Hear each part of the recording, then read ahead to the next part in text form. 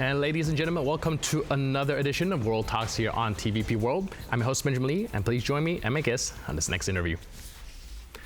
Overnight, Ukrainian politics have seen a huge shakeup with a lot of its top positions resigning, leaving over a third of the position vacant. Now, with the new information coming out of the resignation of the Ukrainian Foreign Minister Dmytro Kuleba, what does that mean for Ukraine when it comes to internal politics, and what does it mean for the ongoing war? Now, a lot of questions to be answered, and joining us now on TVP World to explore the implication of this government reshuffle and what it means for Ukraine is Sergej Sumlenny, Director of the European Resilience Initiative Center. Hello, sir, and welcome to TVP World. Good morning, and thank you for having invited me today. So yeah, a lot of information is still rolling out as we speak, but the latest information we have is the resignation of the Ukrainian foreign minister. Do you think it has something to do with internal politics or the broader strategy going forward? Well, we clearly see that the whole cabinet has been reshuffled, and people are not only just being dismissed.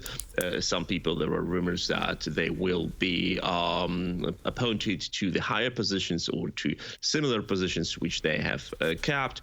We know that, for example, that Ms. Stefanchuk can be promoted to a higher position. We know that some people from other state institutions like the Naftogaz head, Oleksandr, he can be put into position of a Minister of Infrastructure. It's a great reshuffle like we have seen already in the Ukrainian army, for example.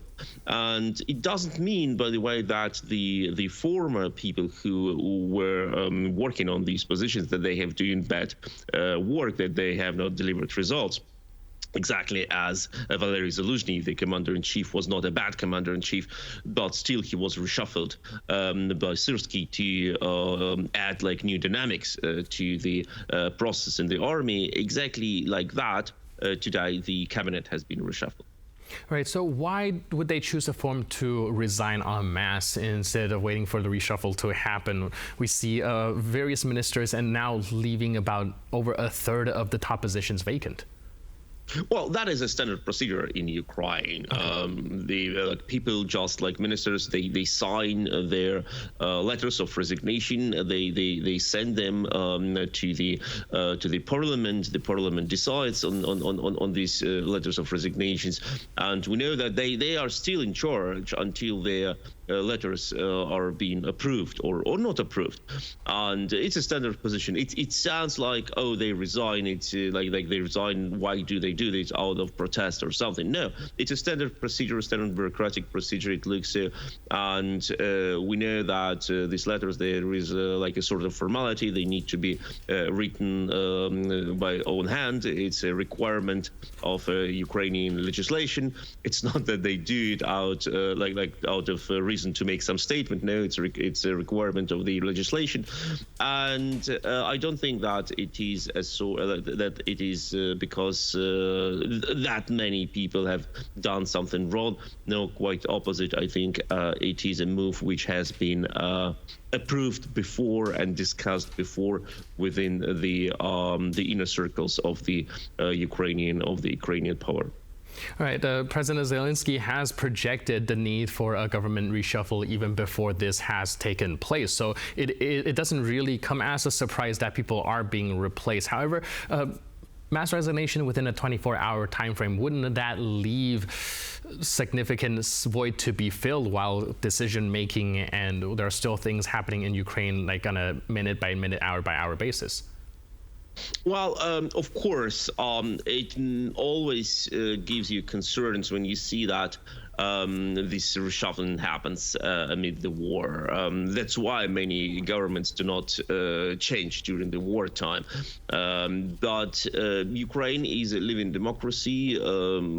Institutions need to be renewed if the political leadership thinks that it is needed to win the war. Although, of course, I can agree that especially these days when every day Russia pounds Ukraine with barrages of missile. Several hours ago, Ukrainian city of Lviv, just 70 kilometers from Poland, from NATO border, and a UNESCO cultural heritage site, has been hit by several Russian ballistic missiles. Every day, cities like Sumy, Kyiv, Kharkiv, and others are being hit. And under these conditions, of course, resignation of a foreign minister looks to be like more dramatic than it is, in fact. But once again, it's a standard procedure in Ukraine. I'm pretty sure that that it is not there is not a consequence of some huge conflict, as many can tend to believe. All right. Well, however, we do also see the head of the Ukrainian state energy company being dismissed by the company board yesterday. And since then, some members of the advisory board have resigned and calling the move politically motivated. Do you think there's also that element in here where maybe there's also some underlying political differences that made this resignation, taking advantage of this mass resignation? Well, this is, I would say, it's quite another story. And in Ukraine, the state-owned corporations, there is like a long time, many years, with many years of history, struggle between the political leadership and the management of such corporations. Of course, corporations preserve their business independence, but in any nation, even nations of the European Union, where it is theoretically legally forbidden for the political leadership to intervene into business decisions of the corporations, state-owned corporations, some tensions appear and some tendencies from the state to intervene into business decisions take place. So in Ukraine, it is the same story. And we have seen already several years ago a very similar dismissal in the same entity of the head of the board of the directors.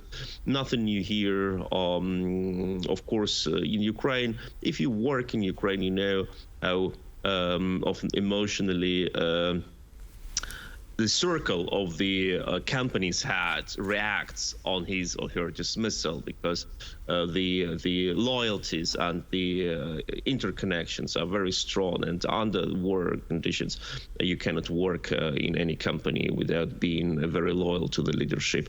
So this step of the resignation or threat of resignation by the team is absolutely understandable. Right, so it does seem like this is a story that is still unfolding, and before we kind of have a knee-jerk reaction in making any sort of dramatic reaction to that, we'll have to wait to see what happens. In the meantime, I would also like to pick your brains a little bit on a separate topic, because yesterday we saw Vladimir Putin landing in Mongolia, one of the first ICC countries that Putin has arrived in, and instead of arresting him, they rolled out the red carpet. What does that mean? Well, it means that Russia and China has outplayed the international legal system once again. And this move was calculated by Putin exactly to demonstrate that he can go to a country which has signed Rome Statute, but will not arrest him. And if you look at the map, you will see that Mongolia is a landlocked country. It is locked between Russia and China, both countries who are not known to be those who respect international law and are democratic. So even if Vladimir Putin would have been arrested there in Mongolia, he could not have been extradited, because neither China nor Russia would allow any plane to bring Vladimir Putin out of Mongolia.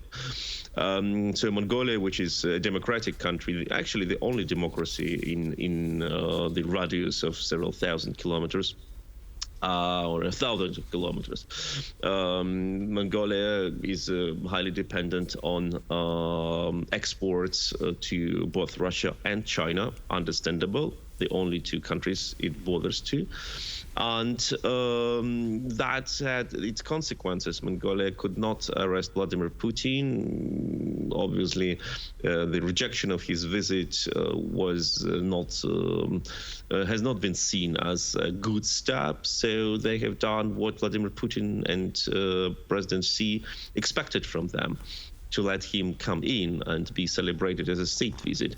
And for Putin and for Xi, it's another humiliation of the international institutions and a demonstration that these aspiring dictatorships, greater powers as they see themselves, can do whatever they want, and to inspire their followers to put their trust into them, demonstrating, look, we can do whatever we can, stick to us and you will be the same, invincible.